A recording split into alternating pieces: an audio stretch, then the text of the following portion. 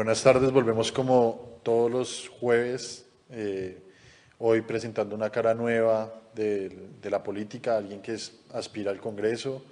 Estamos con Germán Camilo Hernández, aspirante a la Cámara por Bogotá, y pues como es la apuesta de Contravía este año, mostrar el perfil de gente nueva, de gente que quiere renovar el Congreso.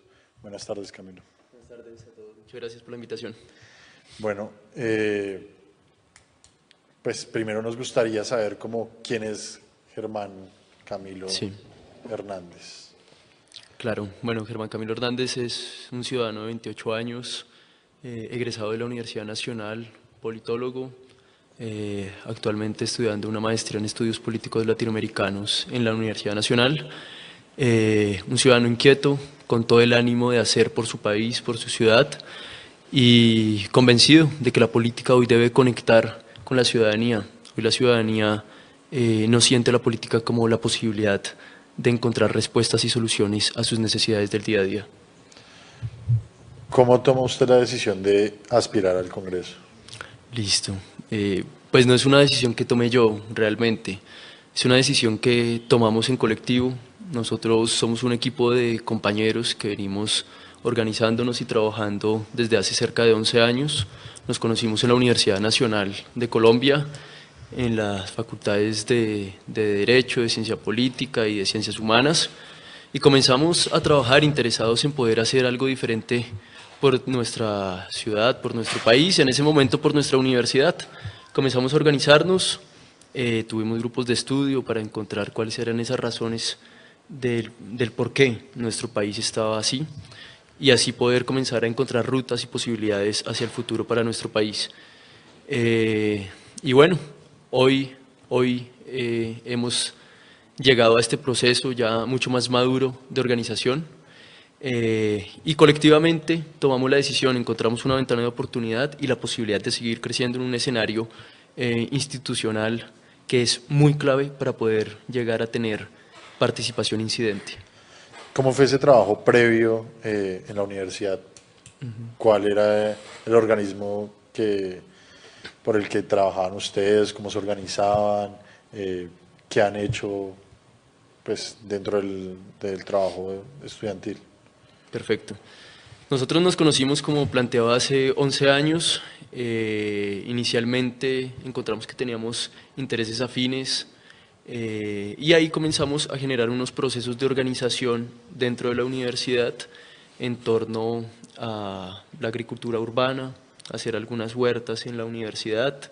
Se fueron sumando compañeros de otras carreras y luego, como les decía, montamos un grupo de estudio porque es completamente necesario conocer nuestra historia, saber qué es nuestro país, cuáles son las razones y las causas de los problemas que tenemos hoy en nuestro país, y así poder llegar a pensarnos al futuro. Luego, en nuestra responsabilidad social y como ciudadanos, asumimos un papel y un rol al interior del movimiento estudiantil. La mayoría de nosotros estudiamos la universidad gracias a que estudiamos en la universidad pública. Yo pagaba 50.000 pesos semestrales de universidad. Si no hubiera entrado a la Universidad Nacional, seguramente no habría podido estudiar en la universidad. Así que sabíamos que tenemos un compromiso con la sociedad de poder defender la educación superior pública y de dejarle ese legado a los que vienen detrás nuestro, a los que venían detrás nuestro. Luego de ese movimiento, de estar insertos en el movimiento estudiantil, nos dimos cuenta que si realmente queríamos comprometernos con la transformación social, deberíamos salir y debíamos salir de las rejas. Y ahí comenzamos a generar unos procesos locales de incidencia territorial a través de alfabetización a mujeres mayores, acompañamiento en pre-ICFES, en preuniversitarios, y luego ya nos metimos mucho más en el tema de juventud, en organización juvenil, y bueno, y ahí estamos. ¿Cómo ve el papel de un congresista en el tema de educación? Vimos que se intentó pasar hace unos años la Ley 30, que es la ley que reglamenta o regula la educación superior en Colombia, por una movilización bastante grande de los estudiantes, la MANE y pues, la creación de este movimiento estudiantil, se logró frenar, pero pues no se ha hecho un cambio de verdad, de fondo de la educación superior en Colombia. ¿Cómo ve usted en un papel de congresista que se pueda dar esa discusión? Perfecto. El Congreso de la República tiene una responsabilidad sustancial frente a la posibilidad de generar una educación pública con calidad y con recursos especialmente, ¿sí? Creo que en el plan general de la nación debe siempre encontrarse una disponibilidad y una disposición por parte del Congreso de la República para generar y asignar unos presupuestos mucho más importantes para la educación. Sin embargo, como usted lo planteaba, en el 2011 hubo un intento de reforma a la Ley 30 que lo que hacía era perjudicar mucho más la gratuidad en la educación, ¿sí? Por eso muchos estudiantes salimos a las calles a respaldar una educación con calidad y fundamentalmente eso sucedió por una iniciativa de gobierno, pero además respaldada en el Congreso de la República. Nosotros nos opondremos a cualquier proyecto de ley y cualquier intento de afectar la educación pública a como está hoy. ¿Por qué esa movilización y esa organización estudiantil no pudo seguir en el tiempo? Creo que definitivamente tenemos en nuestro país un gran problema para mantener la organización, la organicidad, y creo que también es un problema que hoy vemos de hecho en las presidenciales, y es el problema de los egos, de los intereses personales. Yo creo que cuando nosotros seamos capaces como ciudadanos, como organizaciones y como sujetos políticos comprometidos con la transformación en nuestro país, de superar esos intereses personales y encontrar una conciencia mucho más solidaria, podremos lograr la sostenibilidad en el tiempo de los procesos organizativos. ¿Qué tal ha sido la participación como joven en política? La he disfrutado mucho, pero no ha sido nada fácil, es un camino muy complicado. De por sí, para las mujeres y para los jóvenes es complicado insertarnos en cualquier circuito, en cualquier espacio nuevo, ¿sí? De hecho, nomás miremos el empleo. Los índices más altos de desempleo en el país los tienen las mujeres y los jóvenes. Así que como joven, insertarse en un sector como el político no es nada sencillo, ¿sí? Ahora, nosotros hemos mantenido siempre nuestro compromiso con la organización social, con la organización comunitaria y la organización política. Sin embargo, el camino es un camino en el que hay que hacerse a pulso. Hemos, por fortuna, encontrado la posibilidad de mantener en el tiempo, de sostener en el tiempo la organización y el grupo con el que hemos venido trabajando desde la universidad, que en la mayoría somos jóvenes, y eso nos ha permitido encontrar y abrirnos camino con un poco más de facilidad, ¿sí?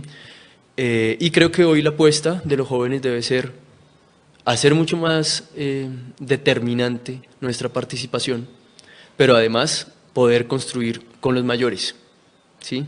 Porque debe ser la posibilidad de hacer una experiencia política en concordancia, en coherencia y en construcción con las otras generaciones. ¿Qué tan fácil es abrir esos espacios en la política que está copada por gente mayor y gente que no quiere que exista una renovación en la política, no solo etaria, sino también de ideas? Sí, no es nada sencillo. Esto, como no lo hemos ganado, tenemos que seguir ganándolo a pulso, con esfuerzo, con dedicación, con determinación y con todas las ganas por hacer por nuestro país.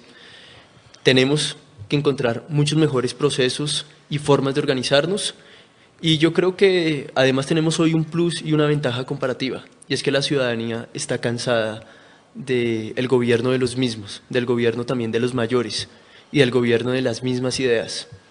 Hoy esa ventaja comparativa la estamos explotando en las calles y nos hemos encontrado con que realmente la ciudadanía en general quiere algo diferente.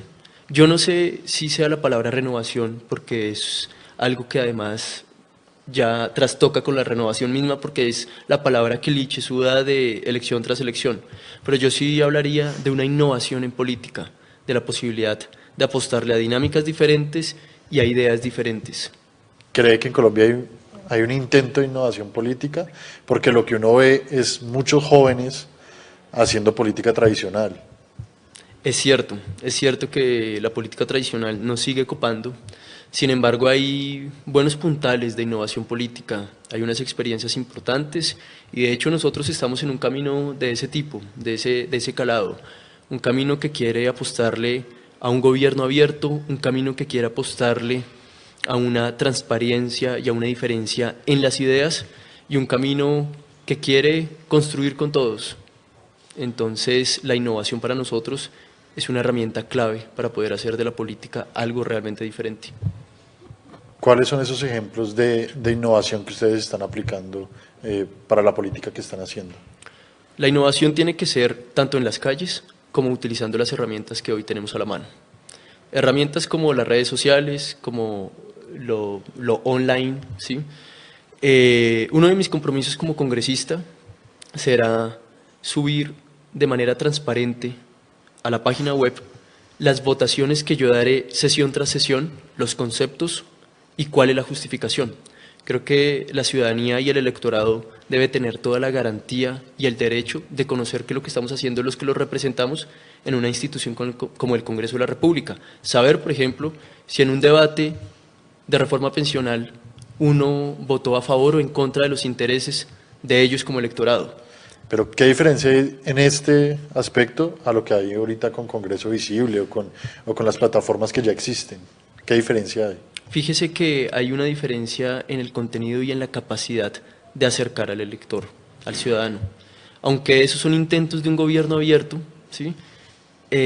Siguen siendo unos espacios muy alejados, muy distantes del ciudadano en común. Por eso les decía que tenemos nosotros que cruzar las experiencias innovadoras de calle junto con las experiencias innovadoras a través de estas redes online. ¿Y cuáles son las experiencias innovadoras en calle? Inicialmente, el contacto directo con la ciudadanía, el poder ir a hacer una rendición de cuentas con la gente, diferentes. Las rendiciones de cuentas que usted usualmente encuentra en la calle y encuentra participando a la ciudadanía, pues son experiencias en las que les venden datos, cifras y en últimas no le queda absolutamente a la gente, no le queda nada a la gente, ¿sí?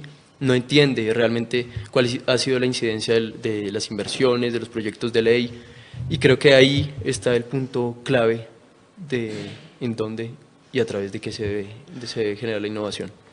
¿Cómo categorizaría usted el Congreso que existe actualmente? Un Congreso con muchas falencias, con una brecha muy amplia entre el ciudadano y los políticos y un Congreso que no responde a las necesidades concretas del día a día del ciudadano, ¿sí? Pero concretamente, sí, una de las grandes críticas que se hace siempre es que los políticos están a un nivel, Sí. pues lo decía tanto Jaime Garzón, que uno mira siempre el gobierno hacia arriba, mientras que lo tendría que mirar hacia abajo. Siempre ha existido esto, ya van bastantes años del asesinato de Jaime Garzón y todavía vemos esa brecha. ¿Cómo se haría para que esa brecha no existiera? Eligiendo personas diferentes. Los que están hoy en el Congreso de la República, en su mayoría, no todos por supuesto, pero en su mayoría, tienen una brecha con el ciudadano que no va a desaparecer absolutamente en el tiempo, ¿sí? Por eso el ciudadano tiene hoy que tomar la determinación y la decisión de elegir otras personas. Yo creo que es el momento de que los ciudadanos vayamos al Congreso de la República, de que los ciudadanos asumamos la tarea y este desafío y tomemos buenas decisiones, ¿sí? Por eso yo invito a todos los que nos ven que hoy voten a conciencia. Ojalá voten por la lista de la decencia, por la lista de decentes. Pero si no, pues de todas maneras hay personas preparadas y ciudadanos en diferentes sectores que hoy tienen la posibilidad de representar al ciudadano siendo ciudadanos. ¿Cómo ve usted el papel de estos clanes políticos o de estas maquinarias políticas de los mismos de siempre, de la tradicionalidad, que usan los jóvenes para renovar de cierta forma etariamente el Congreso o los delfines o todo este aspecto que existe de renovación de los partidos tradicionales? Pues es una lástima cómo utilizan a la juventud. La juventud debe ser una muestra y una manifestación de la inquietud, de la diferencia, de pensarse horizontes completamente apartados a lo que hoy tenemos en el país. La juventud que ellos llegan a representar en sus maquinarias, en sus partidos y sus sectores políticos, siguen replicando las mismas prácticas tradicionales. Pero además, lo peor de todo, es que ni siquiera renuevan la posibilidad de que sean otras familias y otras personas las que representen a los ciudadanos. En su mayoría encontramos que son los hijos, los nietos, los sobrinos de las mismas familias los que entran a renovar la política, pero siguen siendo las mismas prácticas. En el Congreso. Bueno, eso será un paso que tendremos que ir dando poco a poco. Sin duda, los cambios y las transformaciones, al menos para nuestro país, no están dadas para darlas radicalmente y para que haya un cambio repentino, ¿sí? Creo que nosotros estamos dados un poco más por nuestra cultura a unas transiciones un poco más paulatinas. Pero creo que hoy el Congreso de la República va a tener un cambio que va a dar un paso más adelante hacia ese interés de que la ciudadanía esté representada. Yo creo que las votaciones que vamos a tener el 11 de marzo van a ser la muestra de una ciudadanía cansada con los mismos de siempre y que va a salir a las calles, a los puestos de votación, a mostrar esa incomodidad que tiene, ese hastío. Yo lo que los invito es a que no se abstengan y a los que van a votar, que no voten en blanco, porque le van a hacer el juego a las maquinarias. Hay una cantidad de candidatos hoy que le estamos apostando a algo diferente, que tenemos todas las ganas por hacer y que hemos encontrado el respaldo en las calles con la ciudadanía. Yo creo y veo también que hay un inconformismo bastante grande y que existe un momento histórico bastante importante para lograr una renovación, una innovación en el Congreso. Sin embargo, también veo que los partidos o los mandados a generar esta innovación les ha faltado creatividad, les ha faltado compromiso y hay muchos jóvenes que están en diferentes lugares replicando la política tradicional porque al parecer, pues usted que está haciendo política, es bastante difícil innovar y que pegue una idea innovadora cuando las maquinarias son tan fuertes. ¿Cómo ha visto usted esta realidad en campaña? Sin duda existe, sí, existe. Nuestro país tiene una cultura política que no es de avanzada, una cultura política que no es muy progresista, que ha ido transformándose poco a poco, pero seguimos teniendo una cultura política bastante pasiva y conservadora. ¿Sí? Uno se encuentra sin duda alguna en las localidades y en las comunidades, pues las personas que te dicen, bueno, sí, yo lo respaldo, yo voto por usted, pero ¿qué me da? ¿Sí? ¿Qué es lo que hay a cambio?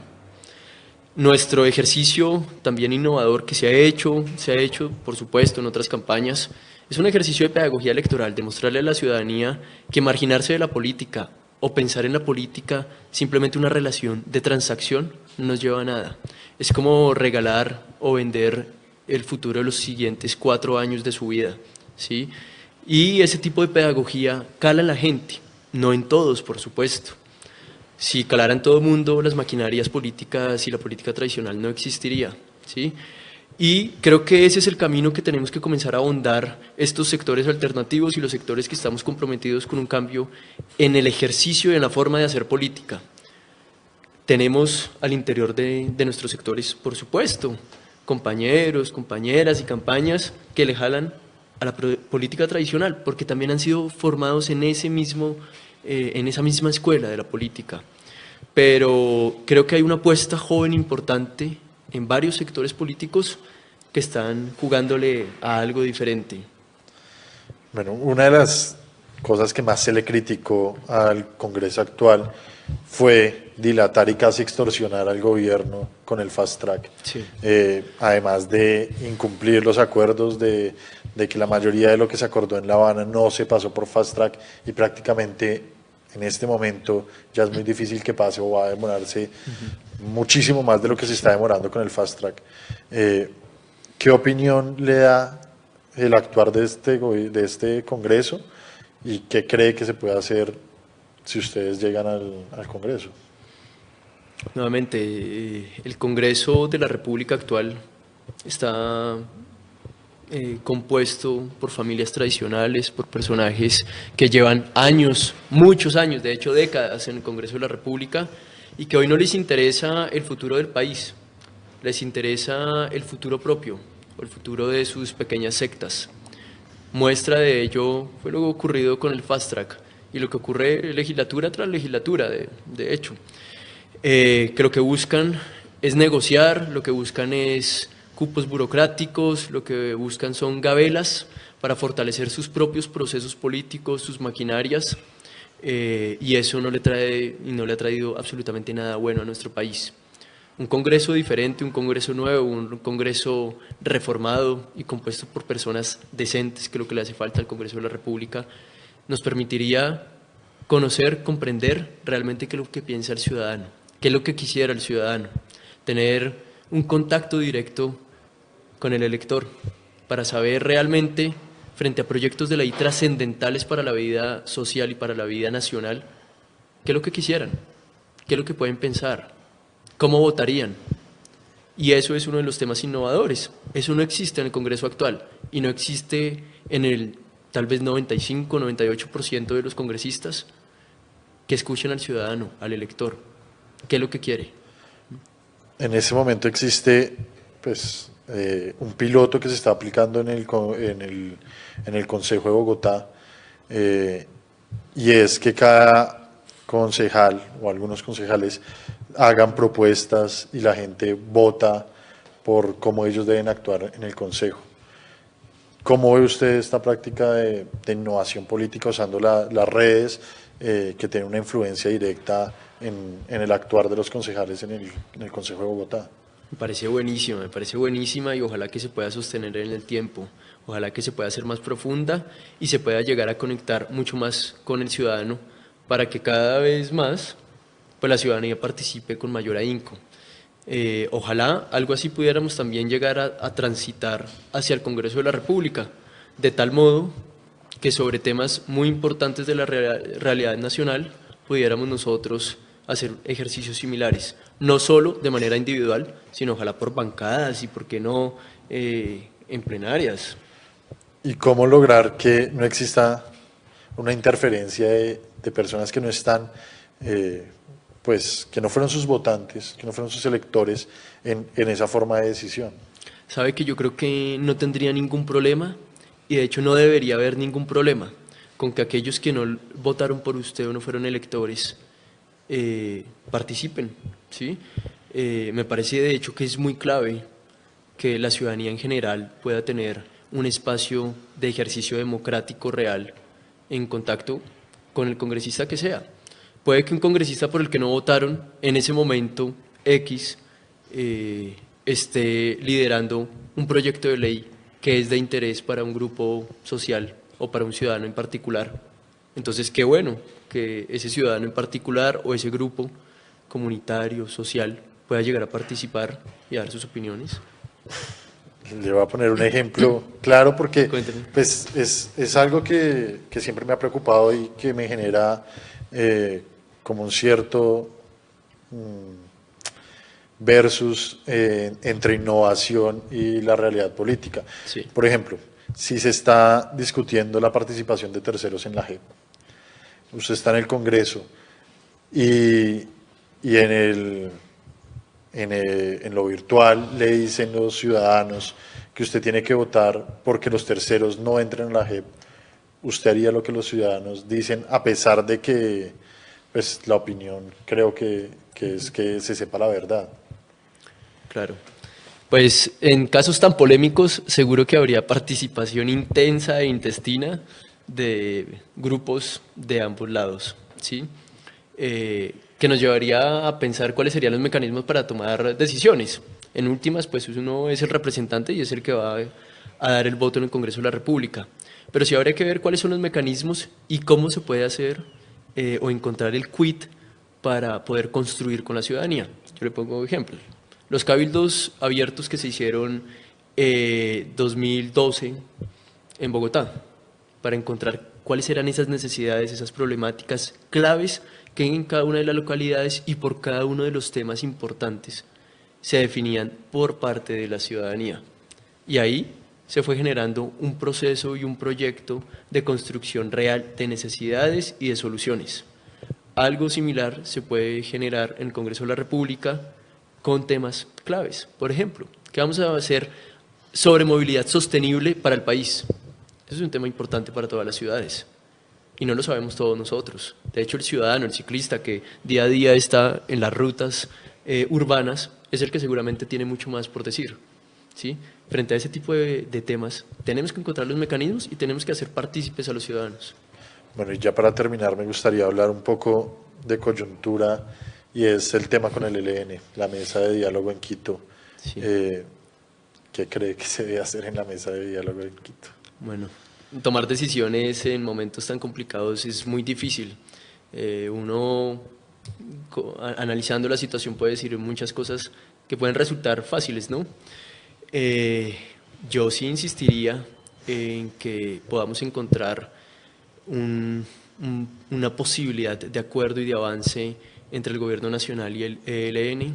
Ojalá que un cese bilateral al fuego pueda llegar a mantenerse. Esto es una muestra de los problemas que puede causar la suspensión de un cese bilateral al fuego, y yo invito con todo el corazón y todo el deseo como ciudadano que cree en la paz y en la paz completa al Congreso, al Gobierno Nacional, a la ciudadanía y al ELN a que rodeemos, a que respaldemos y a que avancemos en esta construcción de paz. Es lo que necesitamos los ciudadanos para tener la posibilidad de superar la guerra, de sentarnos en la mesa a conversar sobre los temas comunes, encontrar acuerdos y poder generar realmente desarrollo social y económico para nuestro país. Bueno, Germán Camilo Hernández, muchísimas gracias por habernos acompañado acá. Le dejo que usted despida este espacio de Cómo va la paz y pues que le hable a los jóvenes directamente y los invite a participar en las elecciones de marzo. Muchas gracias, Ricardo, a todos los amigos de Contravía por esta invitación, a los ciudadanos y a todos los que nos ven. Los invito a que tomemos la decisión, a que demos el primer paso, ejerzamos nuestros derechos políticos y que este 11 de marzo podamos recomponer este Congreso de la República que no es decente. Ojalá que nos pueden dar el espaldarazo. Los jóvenes, hoy es un momento vital, clave en la historia de nuestro país, para que participemos, para que nos demos cuenta que la política sí es importante. La política, y de la política depende absolutamente todo. Cuánto sube el salario mínimo, el costo del transporte público, que por cierto el 1 de febrero va a subir en Bogotá a 2.300 pesos. De manera que es importante y es completamente clave que participemos en los ejercicios y en los espacios políticos. Por eso les cuento que para nosotros es muy importante que en nuestras redes sociales participen, nos cuenten cuáles son sus intereses, sus iniciativas, y que podamos dar el primer paso para construir un proceso mucho más ampliado de cara al futuro de nuestro país. Por eso ojalá que este 11 de marzo nos respalden, nos apoyen y voten por la lista Decentes, Cámara Bogotá 103.